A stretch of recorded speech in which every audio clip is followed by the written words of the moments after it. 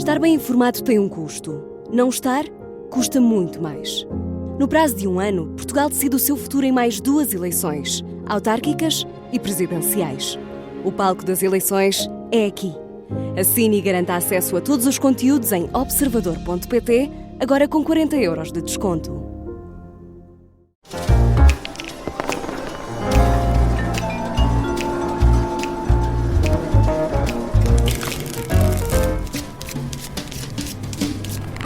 Com ou sem amuletos, já vamos com uma semana de campanha para as autárquicas de 12 de outubro e as presidenciais, que são só no início do próximo ano, também continuam a dar cartas, agora com pressões para desistências. Fica para a jogada da semana na segunda parte. Estamos, como sempre, fora do baralho, com a Susana Peralta, o Luís Aguiar Conraria, o Nuno Garopa e o Jorge Fernandes. Reservamos sempre esta primeira parte para algumas cartas que lançamos para cima da mesa. O objetivo é criticar ou elogiar protagonistas e episódios da política e não só. Jorge, a primeira carta é tua, Ouros, à boleia da flotilha humanitária que seguia rumo a Gaza, mas que foi interceptada esta semana por Israel. Vês nesta iniciativa um sucesso para as carreiras de quem participou? Porquê? Olá a todos, sem dúvida nenhuma, aliás. Vamos ver, se vamos ser honestos, aquela zona está em guerra e é evidente que nenhum dos ativistas é néscio o suficiente para pensar que alguma vez poderia furar o bloqueio naval imposto por um dos exércitos mais competentes e sofisticados do mundo. Portanto, partindo desta premissa, que nenhum deles é um idiota, ignorante ou um inocente, só podemos concluir que eles partiram para fazer um número mediático e para chamar, e eles dizem, inclusive, que era necessário chamar a atenção do mundo para a situação de Gaza. Ora, o mundo não precisa quer dizer, infelizmente, a situação de Gaza é tão dramática que certamente não é por Mariana Mortágua ir lá, ou outros dos seus compinchas, que, quer dizer, que o mundo vai prestar atenção a Gaza. Gaza está a abrir os telejornais do mundo em todo lado e está nos jornais internacionais. Mas uma iniciativa como esta, Jorge, não pode fazer pressão e, ao mesmo tempo, enfim, são dezenas de ativistas e não só que estão naquela flotilha, mas que estão a representar outras pessoas que ficaram em casa, nos sofás, que não saíram para condições que poderiam vir a ser até perigosas, não é? Estas pessoas agora, neste momento, até estão detidas. Não pode ter essa pressão. Bom, o ser perigoso, eu acho que o perigo maior mesmo era de uma insolação qualquer no barco entre Barcelona e Gaza, porque, quer dizer, em todas estas atividades, nas várias flotilhas que foram decorrendo desde 2007 ou 2008, que foi quando a primeira flotilha começou a ir para Gaza, que eu saiba, pelo menos, nunca houve qualquer tipo de incidente em termos de mortos ou de feridos, rigorosamente nada. Portanto, enfim, tirando o risco de uma insolação no mar do Mediterrâneo, acho que esse perigo não se colocava. Bem, eu acho que, vamos ver, no momento em que estamos, a pressão está do lado do Hamas. Portanto, o Trump esboçou um plano que teve, enfim, que dizem os jornais internacionais, foi quase imposto a Netanyahu, porque havia coisa ali que ele não queria, embora certamente ele conseguiu moldar outras coisas. O plano, inclusive, tem um apoio fortíssimo, não só no mundo árabe, mas no mundo muçulmano, países, digamos, que não são tipicamente aliados de Israel, muito pelo contrário. Ainda vais dar copas a Trump? Não, quer dizer, neste momento, se há alguém que tem que ser pressionado, não é Israel, é o Hamas, e portanto, eles é que estão neste momento, no fundo a bola está do lado deles decidirem no acordo que não desenharam, não é? Quer dizer, não os chamam para desenhar o acordo e agora a pressão é sobre eles para aceitarem unilateralmente. Susana, mas eles perderam a guerra, quer dizer, objetivamente, eles fizeram um ataque com uma variedade de intenções, mas objetivamente eles perderam a guerra, foram militarmente derrotados. E, portanto, quem é militarmente derrotado, como eles foram, quer dizer, não pode impor termos, não é? Ainda por cima eles têm os reféns com eles, não é? E, portanto, quer dizer, eu acho que a Jorge, flotilha... calma aí. Se foram militarmente derrotados, então porquê é que Israel impede a ajuda humanitária de chegar a casa? Não, Luís, não é verdade. Como é que não é verdade? Não é verdade que... Desculpa, nós podemos discutir... Jorge, não é verdade que a ajuda humanitária não chega a Gaza? Não pode ser tão radical nas declarações, dizer que alguém é derrotado e por aí fora e depois não é mentira. É mentira. A ideia da ajuda humanitária não chega a ajuda humanitária podemos dizer, suficiente. Então não chega, quer dizer, o que não, mas há muita ajuda humanitária. Mas não chega via Israel como não chega via Egito. Não, claro. Estamos sempre a excluir o Egito? Porque é que estamos sempre a excluir o Egito desta discussão? Porque é que as flotilhas vão todas para Gaza? Eu estou a excluir o Egito desta discussão porque o Jorge estava a dizer que Israel tinha ganho a guerra. Não, militar. Se o Jorge tivesse dito que tinha sido o Egito a ganhar a guerra, Israel, vamos ver uma coisa. Que era o Egito. Deixa-me só continuar. Bem, muito pragmático. Jorge, não vamos aqui afirmar no Fora do Baralho que a ajuda humanitária chega a Gaza com o fluxo que devia chegar, com o fluxo que chegava antes do 7 de outubro, simplesmente não é verdade. Houve inclusivamente bloqueios totais à entrada da ajuda. É verdade, Susana. Há documentação de subnutrição, de fome. Há pessoas a morrer de fome, quer dizer... Houve um momento... Deixem chegar a comida, não é?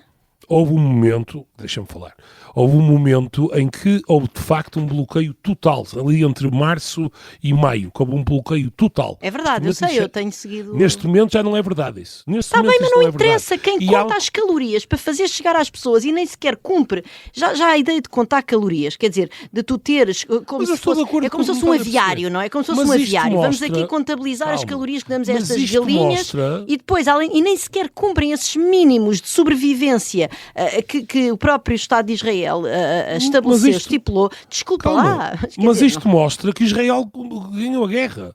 Isto é, ganhou a guerra porque consegue controlar, no fundo, o território. E já acontecia antes, não é? Isso não tem nada a ver com a guerra. Certo, mas repara, não devíamos ter Hamas, por aqui. Calma, se houvesse uma preocupação extrema... Calma. Se o Hamas tivesse uma preocupação extrema com o bem-estar de Gaza e com o bem-estar dos palestinianos, já tinha cedido há muito tempo e tinha inclusive aceitado um acordo que poderia não ser politicamente... Jorge, não entres no truque de retórica de fazer de conta de que há aqui alguém a defender o Hamas. E que não estou a dizer. Estás a dizer, se o Hamas estivesse preocupado achas que aqui alguém acha que o Hamas está preocupado com o que quer que seja? Certamente não com o bem-estar dos palestinianos. Então estás a contra-argumentar contra quem? Contra a Joana Mortágua? Ela não está no programa. Calma, o que eu estou a dizer é que há um acordo em cima da mesa. Não precisas dizer que o Hamas, não precisas dizer que a malta do Hamas são umas bestas. O mundo estaria muito melhor se todos os membros do Hamas morressem de hoje para amanhã, ok? A Vanessa fez uma tens de concluir o teu ponto também, Jorge. Eu vou tentar. Ninguém o deixa. Não o deixa.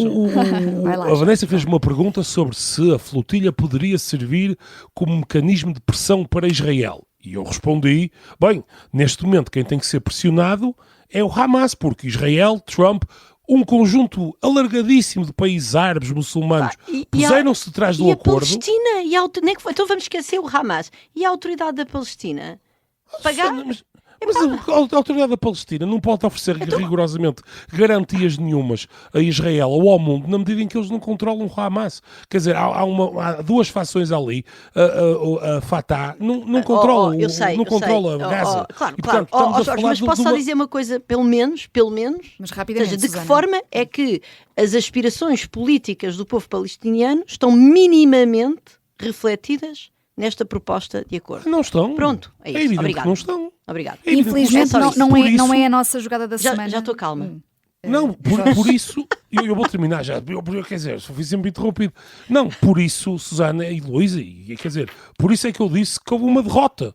O Hamas tentou uma ação e foi muito bem sucedido no dia 7 de outubro. Mas foram derrotados. 2 anos depois, o Hezbollah está dizimado, o Irão está de joelhos e Gaza foi a mortandade que foi e não há nenhum tipo de perspectiva de solução para o conflito palestiniano. Por isso é que eu tenho que dizer que do ponto de vista reputacional é muito mal para Israel. Do ponto de vista prático e militar é evidente que é uma vitória. E, no curto prazo, pelo menos, não é?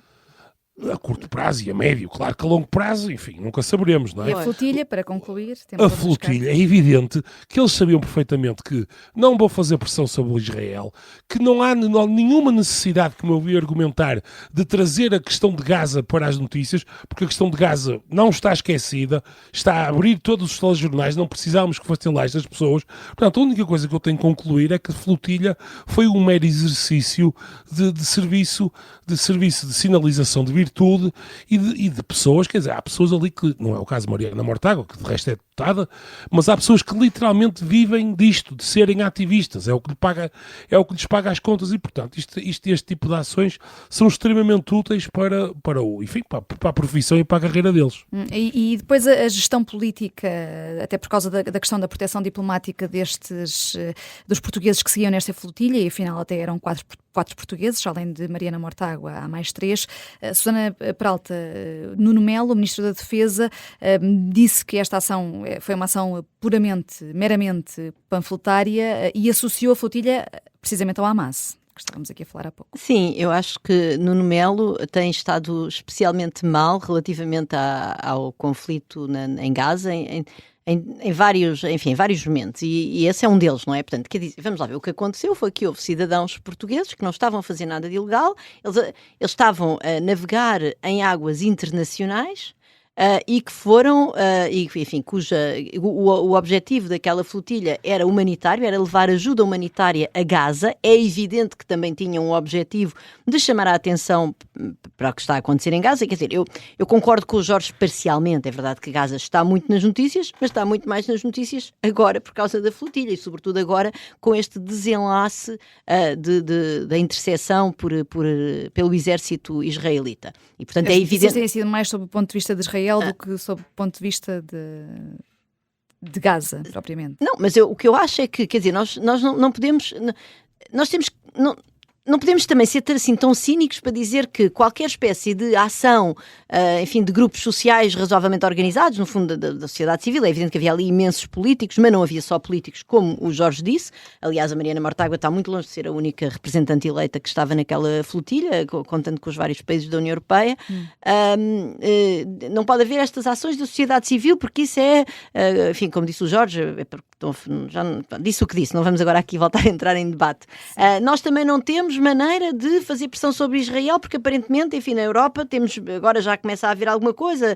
A Ursula von der Leyen tentou fazer uma proposta, mas aquilo obviamente vai bater na trave do Conselho Europeu assim que entrarem em ação os diferentes governos. E, portanto, no fundo, acho que a conclusão disto é nós temos que olhar para aquilo que está a acontecer em Gaza, para a mortandade organizada por um Estado que efetivamente controla aquele território que é o Estado de Israel, e cruzar os braços e olha, pronto, paciência, não é? Quer dizer, eu acho que é útil, apesar de tudo, estas iniciativas cívicas, como é o caso da flotilha, que obviamente tem uma dimensão política, são úteis. E, portanto, estas pessoas que estavam a navegar em águas internacionais, que não tinham objetivos militares, não estavam armadas, que levavam ajuda humanitária, comida, medicamentos, etc., a uma população que está a ser dizimada, é interceptada em águas internacionais por um exército, e o comentário do nosso Ministro da Defesa é praticamente a dizer, olha, não meteram-se a jeito porque são amigos do Hamas. Portanto, isto eu acho que é de uma gravidade sem nome, e isto é independentemente dessas pessoas verdadeiramente serem amigas do Hamas ou não. Quer dizer, eu não faço ideia,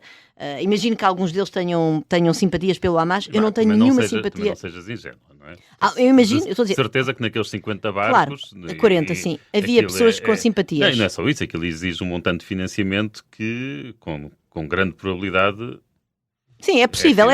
Sim, tens razão. Amiga, não é? Sim, tens razão. Portanto, é possível que houvesse lá pessoas que fossem pró-Hamas, certamente haveria muitas que eram anti-Hamas. Eu não tenho qualquer espécie de benevolência ou de dúvidas relativamente ao que penso do Hamas, e agora não é uma razão para aquelas pessoas, por serem potencialmente simpatizantes do Hamas, serem interceptadas em águas internacionais e presas. Pronto.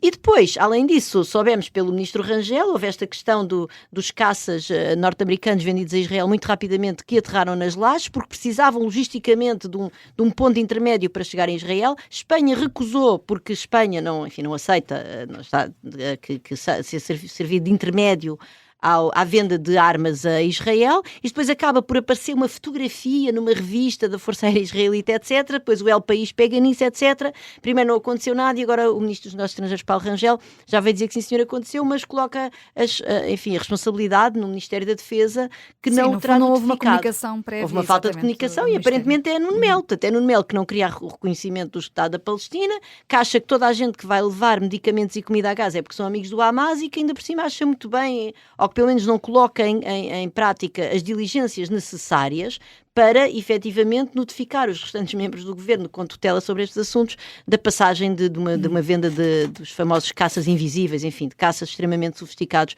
do exército americano para Israel. E, portanto, Nuno Melo, eu acho que... E depois anda calado. Além disso, não diz nada. Quer dizer, foi tão lesto. Tem estado muito ativo na campanha autárquica. Mas esta é a tua carta, é para Nuno Melo, por causa desta questão dos caças, embora tenhas feito críticas também sobre a questão da flotilha, uma carta de espadas da Susana Peralta. E agora, Nuno, mais merece as tuas copas, o segundo juiz a renunciar ao Tribunal Constitucional em menos de uma semana, e insistes neste tema já no terceiro programa consecutivo porque o Governo e o Parlamento também não há meio de o resolverem. É verdade, é umas copas porque eu gosto de ser positivo e não negativo, de dar paus ou espadas aos responsáveis por esta situação.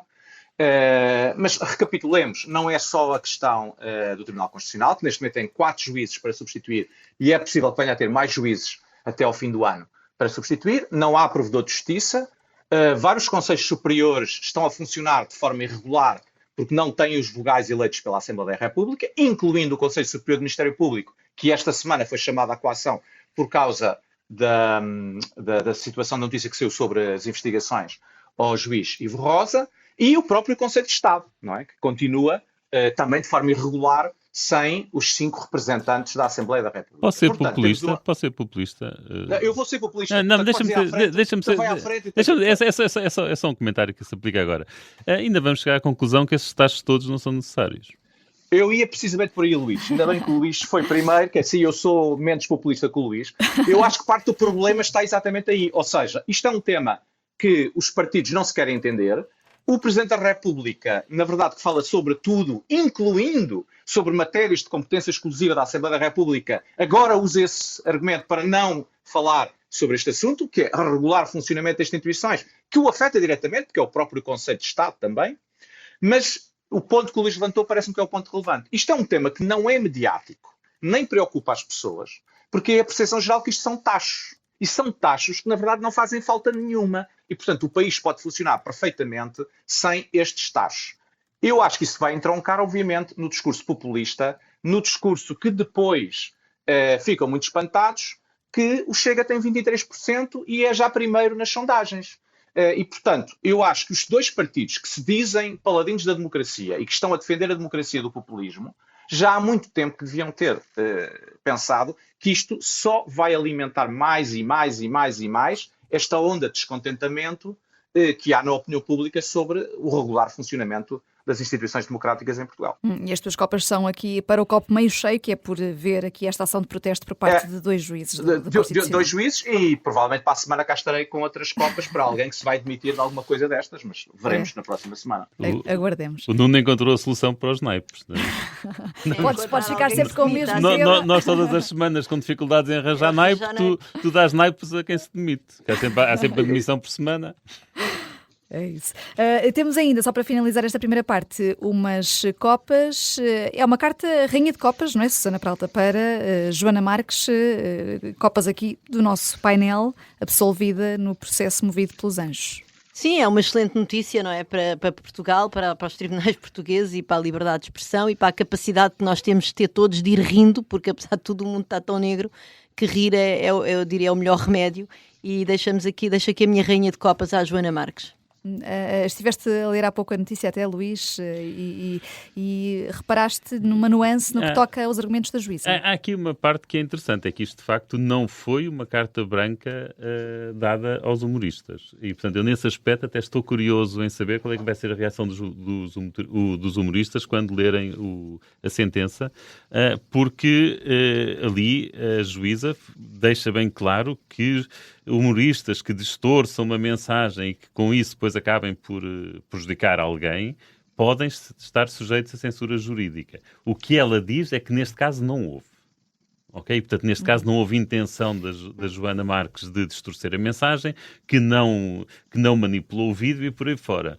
Mas não disse que se não o tivesse feito, que ela não seria condenada. Pelo contrário, deu a entender que se ela tivesse feito aquilo de que foi acusada, que era manipular o vídeo e por aí fora, que a condenação isso é seria importante. Eu não li o detalhe, devo dizer. Obrigada, Luís. Não imagino, quer dizer, imagino que mesmo que Joana Marques fosse condenada, nunca seria a 1 milhão de euros, seria para aí a 2 ou 3 mil, mas pronto, acho que esta é preciso ver a sentença. Sim.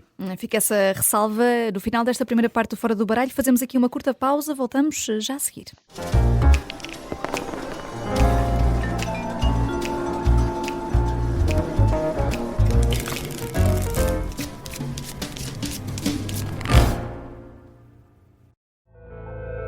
O que é que realmente se passou nas eleições presidenciais de 1986, as primeiras e únicas decididas a 2 voltas? Uma história de truques sujos, acordos secretos, agressões e dúvida até ao fim. Quando ele começou a querer voltar e a candidatar-se, eu disse, não sei se vai ser boa ideia. Episódio 1.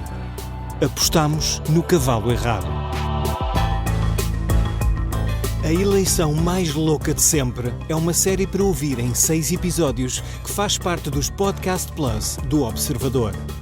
É narrada por mim, Gonçalo Weddington, com banda sonora original de Samuel Lúria. Os Podcast Plus do Observador têm o apoio da Kia.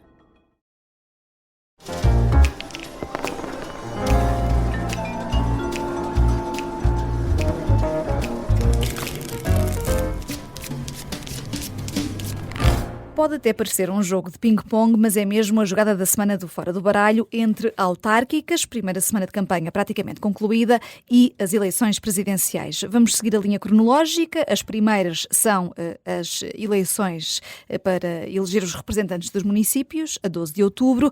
Começamos por aqui com os nossos ases, Susana Peralta, Luísa Aguiar Conraria, Nuno Garopa e Jorge Fernandes. Jorge está taco a taco em Lisboa, Porto e Sintra, isto a julgar pelas sondagens. Com uma ou outra nuance, que leituras é que podemos fazer e que indicações é que estas sondagens nos dão e a nós e aos candidatos que têm de tentar conquistar votos na derradeira semana de campanha? Bom, é muito difícil fazer qualquer tipo de inferência só com estas sondagens. Bem, quer dizer, a primeira coisa óbvia e não é propriamente demasiado inteligente é dizer que realmente está tudo em aberto em todo lado e é interessante porque, quer dizer, tanto Lisboa como o Porto, se eu Sintra conheço muito mal, se querem que os diga, apesar de me ter casado no Conselho de Sintra, na verdade, mas tanto Lisboa como o Porto já nos habituaram ao longo dos anos a termos enormíssimas surpresas. Quer dizer, Rui Rio em 2001, quando ganhou as eleições, foi uma total surpresa. Provavelmente nem ele próprio estava à espera de ganhar as eleições. O mesmo com Santana Lopes, e a mesma coisa voltou a acontecer há pouco tempo em Lisboa, quando o Fernando Medina, quer dizer, era um passeio, supostamente. Houve até aquela mítica capa de jornal que dizia moedas no bolso, porque Medina estava 30 pontos à frente. Portanto, tanto Lisboa como o Porto já nos habituaram a grandes surpresas. E claro, quer dizer, as coisas agora, eu acho que apesar de tudo, poderá haver aí uma maior volatilidade eleitoral e maior espaço para surpresas, porque o sistema partidário e o sistema de competição política estão mais fragmentados. Quer dizer, vamos pensar que basta ver que Bruno Mascarenhas tem 12%, o que já é um resultado, digamos assim, interessante e que põe, no caso de Lisboa, Bruno Mascarenhas à direita e João Ferreira à esquerda, no fundo, poderiam ser aqui, numa situação de parlamentar pura, poderiam ser os kingmakers, tanto para um lado como para o outro. Eventualmente, e será provavelmente muito difícil para Moedas ou Leitão ganharem neste cenário. Isto, o que eu quero dizer é a mobilização do voto da direita à direita de Moedas e da esquerda à esquerda de Leitão, muito provavelmente, e juntamente com o voto estratégico, ditará quem ganhará as eleições. Se Bruno Mascarenhas conseguir segurar muitos eleitores e mobilizar muitos eleitores do Chega, creio que a situação de Moedas é extremamente delicada. E a mesma coisa com João Ferreira. Se João Ferreira conseguir mobilizar os eleitores do PCP e evitar a hemorragia de eleitores que querem, acima de tudo, derrotar Moedas até antes de eleger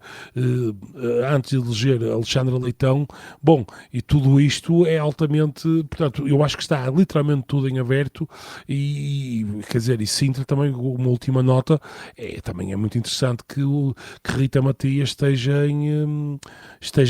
ali praticamente empatada e com hipóteses reais de ganhar a Câmara Municipal, quer dizer, eventualmente num mundo de competição eleitoral pré-Chega, neste momento Sintra já estaria provavelmente definida, quer dizer, ou para um lado ou para o outro. Portanto, neste momento é muito interessante perceber como também o Chega e a sua consolidação enquanto força autárquica e força local está a abrir caminho a muito maior incerteza eleitoral, porque o Chega está naquele momento em que, no fundo, causa grande incerteza entre os dois partidos clássicos, mas pode ainda não ter a força suficiente para limpar uma autarquia de forma simples e ganhar as eleições.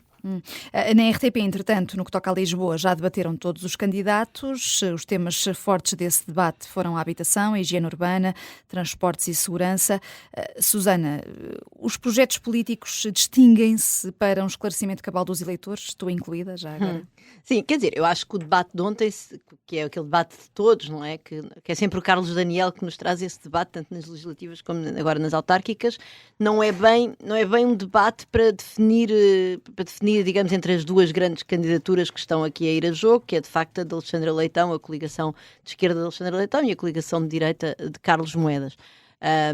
Porque é um debate, são 9 candidatos, não é? E que no fundo procura precisamente trazer a lume aquilo que normalmente não aparece, que são as propostas dos partidos que não têm o palco e o mediatismo dos outros partidos e que também não estão ainda na Câmara e, portanto, estamos a falar de Aerovolt, o RIR, enfim, a Adelaide Ferreira, já agora vale a pena recordar para as pessoas da minha geração que a Adelaide Ferreira agora é candidata à Câmara de Lisboa. Isto não deve de maneira nenhuma ser confundido com um apelo ao voto, mas para as pessoas mais novas que nos estão a ouvir, eu aconselho que vão ver o Festival da Canção da RTP, não sei em que ano, anos 80. Enfim, portanto, não é bem para isso que serve um debate destes, não é realmente um debate para trazer ideias de nicho e para perceber um bocadinho o que é que estas forças políticas têm para propor para a cidade. Tivemos a Nova Direita, o Sanda Liber, sempre presente nestes debates. Pronto, isto dito, eu acho que há ali assuntos que são muito transversais, o assunto da habitação, o assunto da segurança, curiosamente, não é? Quer dizer, apesar de tudo, isso é uma das preocupações dos lisboetas, enfim, para o bem e para o mal, e de facto é curioso nós termos uma candidata de uma coligação de esquerda como Alexandre Leitão a falar de mais policiamento, de mais câmaras de videovigilância, etc. Portanto, isso é uma constatação que de facto estas preocupações das pessoas estão na agenda dos vários partidos e é bom, de uma certa maneira, também mostra que há uma certa elasticidade no sentido de as eleições autárquicas são eleições por natureza menos políticas, enfim, o Jorge corrigir-me-á se eu tiver a dizer as neiras, menos políticas não, mas menos ideológicas, não é? Em princípio deviam ser, e isto é um ponto positivo, perceber que há aqui muita convergência tanto à esquerda como à direita em certos assuntos que são essenciais. Bom, são essenciais do ponto de vista dos eleitores, mas acho que apesar de tudo há aqui algumas diferenças que sobressaem, não é? Por exemplo, há um momento em que, enfim, eu vou falar aqui um bocadinho em causa própria, porque precisamente a minha crónica de hoje na concorrência no público é sobre o problema da mobilidade em Lisboa e o problema do excesso de carros, etc. E há um tema muito caro a ti também. Que é um tema que me é muito caro, porque eu sou utilizadora de transportes públicos e, portanto, sei bem a desgraça que é. E, de facto, há um momento em que Carlos Moedas ataca Alexandre Leitão, por Alexandre Leitão estar coligada com o LIVRE, quando o LIVRE tinha precisamente propostas de fechar algumas artérias da cidade, a Avenida da Liberdade, designadamente aos carros em certos dias da semana, e, portanto, isso mostra que há, certamente, desde ponto de vista da mobilidade, há algumas diferenças, e isso é bom, de uma certa maneira. Embora, mais uma vez, eu acho que é uma pena não podermos ter o tal frente a frente entre Carlos Moedas e Alexandre Leitão, porque isso sim iria permitir fazer sobressair as diferenças entre os dois programas. Já agora, desde logo, porque pelo menos eu ontem verifiquei, posso estar enganado no dia de hoje, mas o programa de Carlos Moedas, que eu saiba, ainda não está disponível E, portanto, para os eleitores, esse frente a frente. E isso foi sublinhado precisamente na quinta-feira, creio, por Alexandra Leitão, que ainda não havia programa disponível. Há um trunfo primeiro deste Fora do Baralho? Porque ela aqui, a Susana, mandou os ouvintes que não conhecem Adelaide Ferreira a procurar pelo Festival da Canção. Têm lá paciência, vão procurar o Baby Suicida, se faz favor. Comecem por aí e depois continuem a ver o resto da carreira. Pronto, era só isso. Este é um trunfo diferente neste Fora do Baralho. Já voltamos a Lisboa, mas deixa-me só ir já aqui ao Nuno Garopa, porque Passos Escolha entrou na campanha autárquica esta quinta-feira, escolheu a amadora e a polémica Susana Garcia para o fazer, participou num jantar, dizendo que pode ser um amuleto, foi esta a expressão, e também aqui com esta frase que os eleitores gostam de políticos que querem alguma coisa, a justificar aqui este apoio a Susana Garcia. Que leitura é que fazes, Nuno, da escolha de quem o antigo Primeiro-Ministro quer apoiar nestas eleições e destas palavras em particular também? Eu penso que Passos Coelho claramente mostra que está fora da lógica partidária da AD e que já tinha sido assim nas legislativas. Foi assim há pouco tempo em resposta à candidatura presidencial de Ventura, quando Ventura disse que só avançava porque Passos Coelho não avançava. E agora, neste contexto autárquico, acho que Passos Coelho claramente está fora da lógica partidária, está fora de um qualquer mega plano para regressar como Primeiro-Ministro e, portanto, desse ponto de vista, acho que são apoios simbólicos e pontuais a pessoas que ele entende que são próximas ou com quem ele tem uma boa relação. Eu não vejo grande importância neste momento nas intervenções políticas de Passos Coelho. Contudo, tem sempre impacto mediático. Tem impacto mediático, mas porque os média têm uma tendência em fulanizar e em seguir, obviamente, ex-primeiros-ministros. Agora, por exemplo, há aqui uma questão que o Jorge levantou e que a Susana também acabou de levantar e que tem estado quase completamente ausente nesta campanha e nesta discussão, que é, independentemente das sondagens, o que nós vamos ter, porque temos um sistema presidencial puro nas câmaras municipais, é um problema de gestões minoritárias. Portanto, nenhum partido vai ter maioria em Lisboa, no Porto, em Sintra, em Cascais e em muitos outros, em Gaia, provavelmente, em muitos outros concelhos.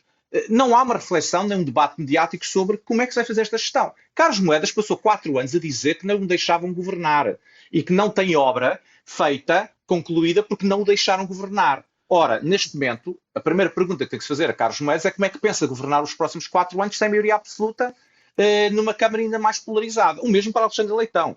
E, portanto, eu acho que esse aqui é o tema que tem faltado muito nesta discussão, é como é que pensam governar os próximos 4 anos, tendo em conta que o sistema partidário implodiu a nível municipal, como implodiu a nível nacional. E depois apenas uma última observação. Parece-me que há aqui outra questão que é, estamos muito preocupados com quem é que vai ganhar, mas aqui a questão também é quem é que vai perder. E eu acho que aqui há um problema que não é igual para os dois lados. Eu acho que uma derrota do PS em Lisboa, Porto e Sintra é muito mais negativa para o PS do que uma derrota da AD em Lisboa, Porto e Sintra, pela simples razão de que a derrota da AD não tem consequências diretas para o governo neste momento, não deita abaixo o governo e cria uma derrota do PS, cria um problema bastante complicado ao Partido Socialista, porque confirma, de facto, a perda de força eleitoral e a perda de importância eleitoral nas principais autarquias, depois de umas legislativas que correram francamente mal. Pode fazer o PS andar de crise em crise quando ainda nem resolveu a crise anterior. Exatamente. Puxaste aí o assunto de Lisboa e se Passos Coelho, como dizias, mostra que está fora da lógica partidária, quem pode estar dentro da campanha há poucos dias é Mariana Mortágua, que à partida irá regressar a Portugal nos próximos dias, depois de ter sido detida por causa da questão da flotilha. Luís, Alexandra Leitão, líder da coligação de esquerda em Lisboa, que conta também com o Bloco, pode sair beneficiada ou prejudicada se a coordenadora bloquista aparecer depois deste episódio? Bem, vamos ver. Quer dizer, o risco é grande. Não sei dizer se só a posteriori, como a pessoa sabe, se foi beneficiada ou prejudicada, mas o risco é grande. E é grande porquê? Porque a campanha está a correr bem a Alexandra Leitão. Eu acho que isto é um dado objetivo. Ela aproximou-se, neste momento está em empate, as últimas sondagens dão em empate técnico com Moedas, e mais do que isso, ela conseguiu passar... Portanto, a campanha de Moedas tem sido muito à base de acolher a um certo radicalismo de esquerda e ela tem conseguido fugir a isso. Quer dizer, vir a Mariana Mortágua, ainda mais no contexto em que vem a fazer-se de, sei lá, de uma passionária que não a deixaram entrar e salvar Gaza, pode dar uma imagem de radicalismo que pode ser aproveitada por Carlos Moedas. Portanto, eu diria que o risco é grande. E pronto, portanto, a resposta direta à tua pergunta é essa. Mas acho que é muito interessante, e aqui aproveito para fazer a ligação já ao próximo tema, que são os presidenciais. Acho que toda esta situação é muito interessante, porque um dos aspectos que tem sido essencial na campanha de Alexandre Leitão é o apelo ao voto útil de esquerda e esvaziar a candidatura de João Ferreira, da CDU. E eu penso que essa imagem passou bem. Aquela notícia que há de ter sido libertada, penso que era para o Expresso, a dar conta de que ofereceram tudo e mais alguma coisa à CDU, desde a presidência da Assembleia Municipal, a vice-presidência da Câmara e por aí fora, que mesmo assim a CDU recusou, está a ter impacto. E isto é muito interessante, porque agora vê-se muitos colunistas de esquerda e vemos uma esquerda do PS a apelar muito e a quase a acusar o Partido Comunista de traição por estarem a entregar a vitória à direita. E é provável que, se Alexandre Leitão não ganhar, seja de facto por culpa da CDU. E não façam exatamente um meia-culpa em relação a tudo o que têm feito com António José Seguro nas presidenciais. As mesmas pessoas, e digo isto quer entre colunistas e comentadores, como por exemplo Daniel Oliveira, quer nesta facção do PS, as mesmas pessoas que durante semanas ou meses andam aqui a impedir que o PS apoie António José Seguro e andam a promover uma dispersão à esquerda que terá como único resultado que passem o Almirante e mais algum candidato de direita à segunda volta das presidenciais, estão agora a acusar o Partido Comunista de fazer isso mesmo. Portanto, eu acho que isto é uma ironia muito interessante e vale a pena seguir os próximos capítulos e ver o que é que aí vem. E uma das pessoas que veio criticar essa dispersão à esquerda é o capitão de Abril, Vasco Lourenço, acabou por surpreender esta semana ao declarar apoio precisamente a António José Seguro, antes mesmo de o PS o fazer. O PS empurrou isto para depois das autárquicas. Jorge, Vasco Lourenço, vale a pena também aqui citar, pede à esquerda que se deixe da estupidez nata e se une em torno deste nome socialista, e apela nas entrelinhas a que António Filipe e Catarina Martins desistam. Sendo que também deixou aqui umas críticas a João Ferreira, por acaso, também. Seguindo esta lógica que estavas aqui também a falar, Luís. Jorge, se nem o PS ainda declarou apoio a Seguro, os partidos mais à esquerda não ficam com uma margem mais curta para o fazer? Ou poderiam ter jogado na antecipação? Bem, eu antes de mais acho que o Vasco Lourenço está a perceber bem a situação, está a perceber que a fragmentação à esquerda complicará muito a vida a António José Seguro e a eventual passagem para uma segunda volta. Curiosamente, eu acho que pode haver aqui uma ligação entre as autárquicas e o que vai acontecer a seguir nas presidenciais. O que eu quero dizer com isto? Até seguindo aquilo que o Luís estava a falar, que eu concordo de resto, a análise sobre Lisboa, eu acho que a probabilidade do PCP poder ou não pensar numa frente de esquerda para as presidenciais está diretamente correlacionada com o seu eventual resultado eleitoral nas autárquicas. Eu acho que o PCP necessita claramente, depois das últimas catástrofes eleitorais que teve, necessita de provar que é ainda eleitoralmente viável e que tem uma força eleitoral e que consegue mobilizar eleitorado. E eu acho que se Lisboa servir como esse palco, eventualmente até à custa da derrota de Leitão e da vitória para Carlos Moedas, acho possível que, aliás, outro dia, ele estava a falar sobre a segunda volta, mas enfim, portanto, o Paulo Raimundo já deu a entender e já disse uma coisa: se for necessário nós engolirmos um novo sapo, tal como aconteceu em 86, não falharemos. Portanto, eu acho que os resultados das autárquicas serão indispensáveis para os partidos à esquerda do PS perceberem qual é a sua posição relativa em relação ao próprio Partido Socialista, em relação ao sistema partidário em geral, e que em função desses resultados poderão ou não tomar uma decisão de retirar as suas candidaturas e eventualmente fazerem uma frente a apoiar António José Seguro. Naturalmente isto também terá que ver com uma eventual, quer dizer, se houver a chamada vaga de fundo e se António José Seguro tiver não só o apoio do PS, mas se houver no fundo mediaticamente um conjunto de pesos pesados que não sendo diretamente do PS, mas são aquelas vozes que a esquerda tanto adora, que são o equivalente aos barões no PSD, mas que são pessoas importantes na área da esquerda a apelarem a este frentismo de esquerda. Portanto, eu não excluiria para já que António Filipe e Catarina Martins se possam retirar. Acho que depende, muito estará em jogo em função daquilo que será o resultado das autárquicas. E António José Seguro pode cativar a esquerda à esquerda do PS, Susana, como aparentemente fez com Vasco Lourenço. Sim, eu queria falar um bocadinho sobre isso, porque na verdade eu própria, enfim, em várias intervenções tenho feito este apelo a que a esquerda deixe de se armar em garganeira. Até usei essa expressão aqui acho que há 15 dias, e que no fundo temos esta possibilidade de ter um presidente de esquerda. Não será o presidente assim mais entusiasmante, por assim dizer, e então fazer um bocado, no fundo, enfim, o que o Vasco Lourenço depois disse, certamente com mais eloquência do que eu. Mas eu queria-me só, enfim, não sei se é penitenciar, mas de facto refletindo e falando também com muitas pessoas de esquerda, acontece-me falar com pessoas de esquerda. E há aqui, se calhar, estamos a ser um bocadinho injustos, ou eu pelo menos estou a ser, no sentido em que estamos sempre a pôr o ónus na esquerda de dizer, mas então porquê é que não nos unimos todos e, no fundo, tentamos aqui aumentar a probabilidade do António José Seguro passar à segunda volta, sendo certo que se ele passar à segunda volta tem grandes possibilidades de ganhar. E eu acho que, na verdade, quer dizer, há aqui também alguma coisa que o António José Seguro pode fazer, não é?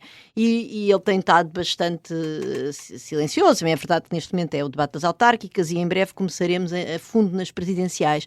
E eu deixava aqui então um apelo, no fundo, ao António José Seguro, não sei se ele nos ouve ou não, mas quer dizer, a esquerda, à esquerda do PS, mais progressista, que está mais preocupada com o Presidente da República, que nos garanta uma atenção à diversidade, à agenda dos direitos das mulheres, dos direitos reprodutivos das mulheres, dos direitos das pessoas LGBTQIA+, etc., se calhar António José Seguro também nos pode começar a reconfortar, não é? O meu voto já o tenho seguro, mas de outras pessoas, porventura como eu, menos pragmáticas, menos economistas, que pensem menos naquela coisa que nós aqui chegámos a falar, da divisão dos votos entre o menos 10 e o 10, etc. Ele pode nos reconfortar começando a dar algumas mensagens nesse sentido e que no fundo garanta à esquerda que ele também vai ser porta-estandarte desses valores da esquerda mais progressista que neste momento não se revê nele.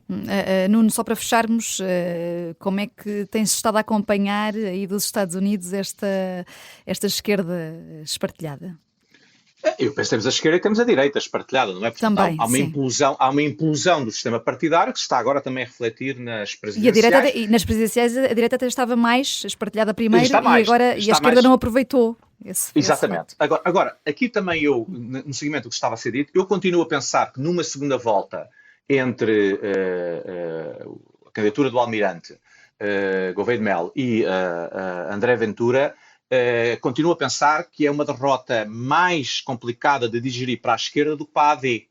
Porque, mais uma vez, a AD, obviamente é mau se Marcos Mendes não passar à segunda volta, mas, assim, o programa do Almirante Gouveia de Melo não está tão longe do programa da AD como se possa pensar. Aliás, ele próprio tem estado a sinalizar isso. Eu discordo disso. Na parte da imigração, na parte da imigração não há nem António José Seguro. Tem um discurso tão claro do ponto de vista favorável à imigração como tem o Almirante. E olha, eu que vou votar no José Seguro, gostava que o José Seguro tivesse o discurso do Almirante relativamente à imigração. Já temos aqui várias encomendas para o José Seguro, atenção. Não, isso implicava que o José Seguro mudasse de opinião, não vai mudar de opinião por minha causa. Mas também isso reflete que haverá eleitorado da AD que vai votar em André Ventura numa segunda volta, precisamente pela questão da imigração. Mas o meu ponto é, eu acho que é mais fácil de gerir a AD não estar na segunda volta do que a esquerda, porque a esquerda como um todo não está representada na segunda volta e ser forçada a escolher entre Gouveia de Melo e André Ventura é muito complicado para a esquerda, não é um sapo como em 1986, acho que é um sapo bastante maior e bastante mais complicado. Tens razão. Ainda faltam uns meses para as presidenciais de 2026. Primeiro temos as autárquicas, está mesmo quase. Se ainda está indecisa, tem sempre os votómetros do Observador, coordenados aqui pelo nosso Jorge Fernandes, para perceber com que candidato é que se identifica mais. Já sabe, pode escrever-nos para foradobaralho@observador.pt. Os ases respondem sempre a tudo. Este domingo é a vez do Luís Aguiar Conraria. Eu sou a Joker Vanessa Cruz. Bom fim de semana.